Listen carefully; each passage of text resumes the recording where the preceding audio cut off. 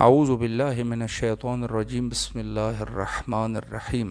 درس نمبر 8 کو ہم پڑھ رہے تھے، صفحہ نمبر 43 پہ تمرین نمبر 3 تک ہم پہنچ چکے تھے۔ تمرین نمبر 3 میں فرماتے ہیں کہ اقرأ المثال الآتی، آنے والے مثال کو پڑھیں ثم حول الجمل الآتیہ،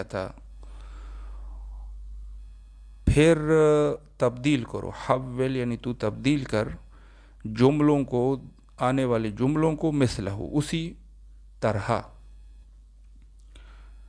پہلی جو مثال وہ دیتے ہیں وہ کہتے ہیں ھذا کتاب، کتابن، یہ کتاب ہے۔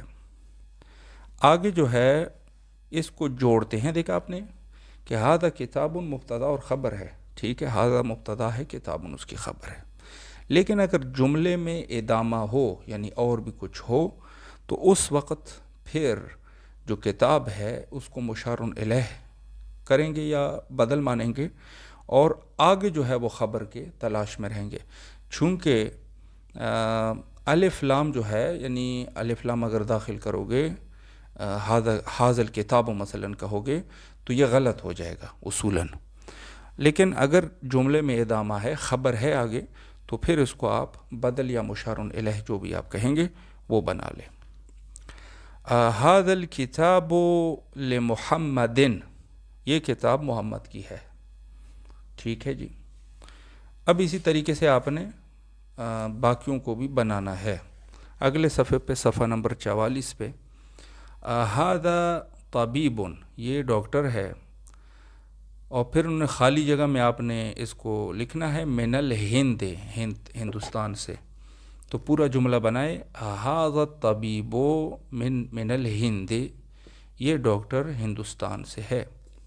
2 نمبر پر ہے ھذہ سیارۃ، یہ گاڑی ہے، اور انہوں نے للمدیر لکھا ہے۔ للمدیر کے ساتھ اس جملے کو آپ سیٹ کرو گے تو کیسے کہو گے ھذہ سیارۃ للمدیر، یہ مدیر کی گاڑی ہے، یعنی پرنسپل کی گاڑی ہے۔ 3 نمبر پر ہے ذالک ولد، وہ لڑکا ہے۔ آگے انہوں نے ابن المدرس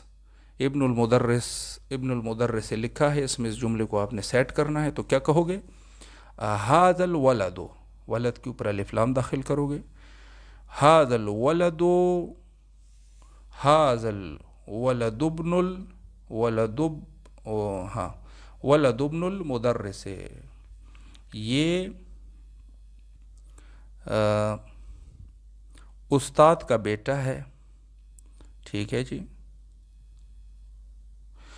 اور اگلا جملہ جو ہے 4 نمبر پہ، تلک ساعتن، وہ گھڑی ہے۔ اب اس کو من سویسرا، اس میں آپ نے اس کو سیٹ کرنا ہے۔ سویسرا کس ملک کو کہتے ہیں؟ سویسرا کہتے ہیں سوئٹزرلینڈ کو۔ تو جملے کو آپ بناؤ گے کہ تلک الساعۃ من سویسرا، یہ گھڑی سوئٹزرلینڈ کی ہے۔ 5 نمبر پر ہے ھذا بیت، یہ گھر ہے، للمہندس کے ساتھ اس جملے کو آپ سیٹ کریں تو کیا کہیں گے؟ ھذا البیت للمہندس، یہ گھر انجینئر کا ہے۔ 6 نمبر پر ہے ھذا قلم، یہ قلم ہے۔ اب اس کو لعباس کے ساتھ سیٹ کریں تو کہیں گے کہ ھذا القلم لعباس، یہ قلم عباس کا ہے۔ اس کے بعد 7 نمبر جملہ ذالک رجل، یہ وہ آدمی ہے۔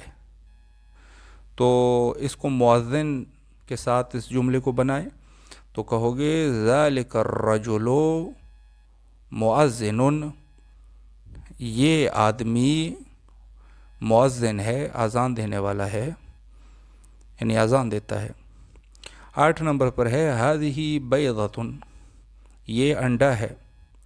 اب اس کو کبیرہ اس میں آپ لگا دیں، خبر جو ہے وہ کبیرہ لگا دیں تو کیا ہو جائے گا؟ ھذہ البیضۃ کبیرۃ، یہ انڈا بڑا ہے۔ 9 نمبر پر ہے ھذا مندیل، یہ رومال ہے۔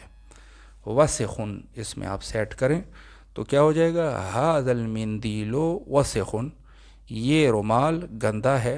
10 نمبر پر ہے ھذہ حقیبۃ، یہ بیگ ہے، للمدرس اس میں آپ سیٹ کریں تو کیا کہو گے؟ کہو گے ھذہ الحقیبۃ للمدرس، یہ بیگ استاد کا ہے۔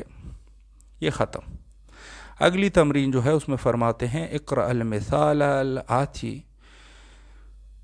آنے والی مثال کو پڑھیں، ثم کون، پھر بنائے، اسئلتاً، سوالات، و اجوبتاً، اور جوابات۔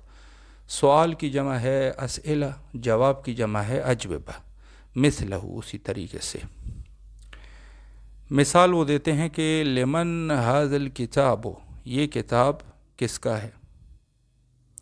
تو آگے محمد کے ساتھ اگر اس جملے کو آپ بنانا چاہو تو کہو گے ھذا الکتاب لمحمد، یہ کتاب محمد کی ہے۔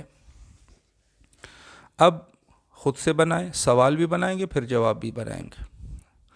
تو پہلے انہوں نے ایک نقشہ دیا ہوا ہے قلم کا، تو قلم کے متعلق پہلے سوال بنائیں، کہیں گے لمن ھذا القلم، یہ قلم کس کا ہے؟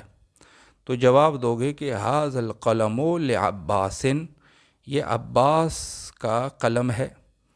2 نمبر پر ہے انہوں نے چابی بنائی ہوئی ہے، تو چابی کو ظاہر عربی میں مفتاح کہتے ہیں، تو کہو گے لمن ھذا المفتاح، یہ چابی کس کی ہے؟ تو آگے انہوں نے علی لکھا ہوا ہے، جملہ علی اس میں فٹ کرنا ہے، تو کیا کہو گے ھذا المفتاح لعلی، یہ چابی علی کی ہے۔ 3 نمبر پر ہے گاڑی، انہوں نے گاڑی کا نقشہ ہے، تو سوال کیا بناؤ گے؟ چونکہ مؤنث ہے ھذا نہیں استعمال کرو گے، ھذہ استعمال کرو گے، تو کیا کہو گے لمن ھذہ السیارۃ، یہ گاڑی کس کی ہے؟ جواب دو گے المدیر لکھا ہوا ہے، اس کو ان میں سیٹ کرنا ہے آپ نے، تو کہو گے ھذہ السیارۃ للمدیر، یہ مدیر کی گاڑی ہے۔ 4 نمبر پر ہے لمن، گائے ہے، گائے سے سوال سیٹ کریں، بنائیں، تو کیا کہو گے لمن ھذہ البقرۃ، یہ گائے کس کی ہے؟ آگے بریکٹ میں الفلاح لکھا ہوا ہے، تو آپ کہو گے ھذہ البقرۃ للفلاح، یہ کسان کی گائے ہے۔ اگلے صفحے پر آ جائیں۔ 5 نمبر ہے لمن، بیگ ہے، بیگ کے متعلق سوال بناؤ گے لمن ھذہ الحقیبۃ، یہ بیگ کس کا ہے؟ تو آگے جواب میں المدرس انہوں نے بریکٹ میں لکھا ہوا ہے، کہو گے ھذہ الحقیبۃ للمدرس، یہ مدرس کا بیگ ہے۔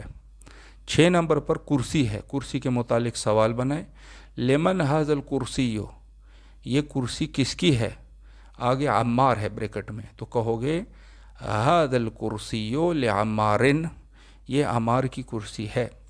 7 نمبر پر ہے مرغی ہے، مرغی کو دجاجہ کہتے ہیں، تو کیا کہو گے لمن ھذہ الدجاجۃ، یہ مرغی کس کی ہے؟ آگے بریکٹ میں بنت فلاح لکھا ہوا ہے، تو آپ کہو گے ھذہ الدجاجۃ بنت فلاح، یہ مرغی کسان کی بیٹی کی ہے۔ 8 نمبر پر ہے گھڑی ہے، تو گھڑی کے متعلق سوال بناؤ گے کہ لمن ھذہ الساعۃ، یہ گھڑی کس کی ہے؟ تو آگے بریکٹ میں ابن المدیر لکھا ہوا ہے، تو آپ کہو گے ھذہ الساعۃ لابن المدیر، یہ گھڑی پرنسپل کے بیٹی کی ہے۔ 9 نمبر پر ہے لمن، گھر ہے، گھر کو بیت کہتے ہیں، سوال بنائیں لمن ھذا البیت، یہ گھر کس کا ہے؟ آگے بریکٹ میں طبیب لکھا ہوا ہے، طبیب، تو کہو گے ھذا البیت للطبیب، یہ ڈاکٹر کا گھر ہے۔ 10 نمبر پر ہے کہ انہوں نے چمچ کا نقشہ بنایا ہے، سوال بنائیں، تو کہو گے لمن ھذہ الملعقۃ، یہ چمچ کس کا ہے؟ تو آگے بریکٹ میں انہوں نے الطالب لکھا ہوا ہے، تو آپ کہو گے ھذہ الملعقۃ للطالب، یہ چمچ اسٹوڈنٹ کی ہے، یہ چمچ اسٹوڈنٹ کی ہے۔ ٹھیک ہے جی، تو اس طریقے سے آپ نے بنانے ہیں. مثلاً لل طالب نہیں کہو گے، ایک لام جو ہے وہ سائلنٹ ہے، تو کیا کہو گے؟ للطالب، لیکن لکھنے میں آئے گا. اسی طریقے سے الطبیب، للطبیب نہیں کہو گے، للطبیب کہو گے. وہ جو کلیہ قاعدہ ہم نے حروف شمسی اور حروف قمری میں پڑھا تھا، یہاں پر بھی وہ استعمال ہوگا. وصلی اللہ علی محمد و آلہ الطاہرین.